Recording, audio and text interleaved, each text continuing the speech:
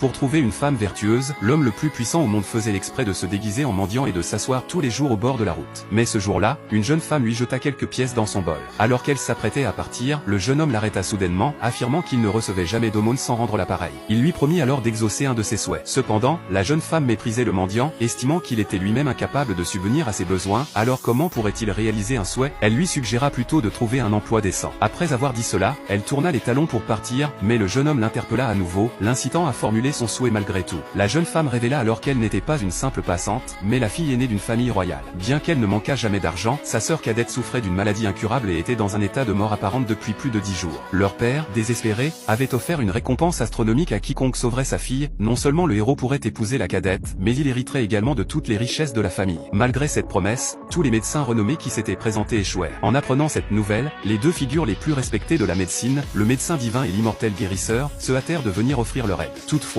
dès que le médecin divin examina la patiente, il comprit immédiatement la complexité de la situation. À ce moment-là, l'immortel guérisseur, poussé par son désir de gagner la main de la jeune dame, décida de tout mettre en œuvre pour la guérir. Mais après des heures de tentatives, il dut admettre son échec. En voyant que même les plus grands médecins échouaient, le père de la jeune femme, plein de désespoir, commença à perdre espoir quant à la guérison de sa fille. C'est alors que le médecin déclara qu'il existait peut-être une seule personne capable de la sauver, un médecin légendaire. Cependant, ce dernier était aussi insaisissable qu'un dragon, et très peu de gens savaient à quoi il ressemblait ou le trouver. À ce moment-là, personne ne se doutait que le jeune mendiant errant dans les rues était justement ce médecin légendaire. Peu de temps auparavant, ce jeune homme avait utilisé ses compétences pour prédire que la sœur aînée de la malade était sur le point de mourir. Il décida alors de l'accompagner pour tenter de la sauver. Lorsque le père apprit cela, il se mit dans une grande colère, accusant sa plus jeune fille d'être irresponsable et ordonna qu'elle soit chassée de la maison. Le jeune homme, qui n'aidait qu'à la demande d'autrui, se sentit insulté par cette attitude méprisante et décida de ne plus s'impliquer. Cependant, la jeune fille le supplia de rester, arguant que sa sœur était déjà au seuil de la mort et qu'il valait mieux tenter le tout pour le tout. Touché par ces paroles, le jeune homme accepta à contre-ségur de l'aider une fois. Pendant ce temps, les autres médecins présents, le méprisant ouvertement, se moquaient de lui, le qualifiant de simple mendiant sans compétences médicales. Ils allèrent jusqu'à l'accuser de ne pas être digne de soigner qui que ce soit. En attendant ces mots, le père se précipita pour tirer le jeune homme, l'empêchant de s'approcher à sa fille. C'est alors que le jeune homme, en colère, déclara ouvertement qu'il pouvait sauver la fille et la réveiller. Puis, il ajouta que la fille avait atteinte d'une maladie extrêmement rare, combinant une malformation cardiaque congénitale et un syndrome de choc jamais observé auparavant. La probabilité de cette combinaison était d'une sur 1 milliard. En attendant cela, le père décida de tenter sa chance. Il ajouta que s'il parvient à guérir sa fille cadette, il tiendrait sa parole et lui donnerait sa fille aînée en mariage. La jeune fille, pleine d'espoir, lui demanda s'il pouvait vraiment la sauver. Le jeune homme répondit calmement, affirmant qu'il n'y avait aucune maladie dans ce monde qu'il ne puisse soigner. Alors qu'il préparait le traitement, un des médecins présents, vexé, chercha à le discréditer. Cette fois-ci, le jeune homme décida de lui donner une leçon, et lorsqu'il lui toucha simplement, ce dernier commença soudainement à convulser, ce qui laissa tout le monde stupéfait.